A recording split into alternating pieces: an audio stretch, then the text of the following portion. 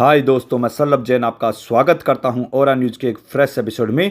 चीन के बाहर पैदा होगा मेरा उत्तराधिकारी, दलाई लामा ने बढ़ाई शी जिनपिंग की टेंशन, तिल मिला उठा ड्रैगन। तिब्बती धर्मगुरु दलाई लामा ने अपनी पुस्तक में बड़ा दावा किया है। उनका कहा है कि उत्तराधिकारी चीन के बाहर से मुक्त संसार में पैदा होगा। हालांकि चीन ने उनके बयान का खंडन किया है।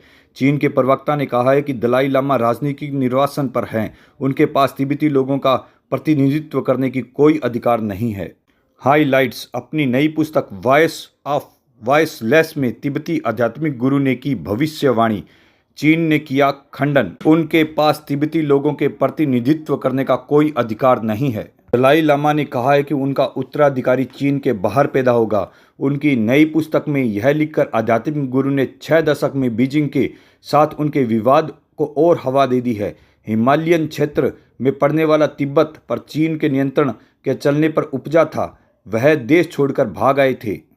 मुक्त संसार में पैदा होगा उत्तराधिकारी। मंगलवार को जारी हुई वॉइस फॉर वॉइसलेस नामक पुस्तक में लिखा है कि दुनिया भर के तिब्बती चाहते हैं कि दलाई लामा नामक संस्था उनकी मृत्यु के बाद भी जारी रहे।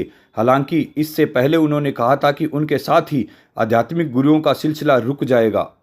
इस किताब में दलाई लामा ने पहली बार विशिष्ट रूप से साफ किया है कि उनका उत्तराधिकारी मुक्त संसार में जन्म लेगा जो चीन के बाहर है। भारत में पैदा होगा उत्तराधिकारी। दलाई लामा ने पूर्व में कहा था कि केवल वही तिब्बत के बाहर पूर्व जन्म ले सकते हैं और संभवतः वह भारत हो सकता है जहां वह निर्वासन के बाद में रह रहे हैं। उन्होंने लिखा, पूर्व जन्म के उद्देश्य पूर्वाधिकारी के कार्यों को आगे बढ़ाना होता है। इसलिए नया दलाई लामा मुक्त संसार में जन्म लेगा ताकि दलाई लामा के वैश्विक करुणा की आवाज़ तिब्बती बौद्ध धर्म के आध्यात्मिक गुरु के साथ तिब्बती लोगों की आकांक्षाओं की मूर्त रूप देने वाला तिब्बती प्रतीक जैसे पारंपरिक मिशन को आगे बढ़ाया जा सके। 23 वर्ष की आयु में भारत आ गए थे दलाई लामा। मौजूद 14वें दलाई लामा मूल नाम तेनजिन ग्यात्सो है। वह 1959 में माओ त्से तुंग के वामपंथी के शासन के खिलाफ विद्रोह के बाद में 23 वर्ष की आयु में भारत आ गए थे। वहीं 1979 में शांति का नोबेल पुरस्कार पाने वाले दलाई लामा को चीन ने एक अलगाववादी कहा है।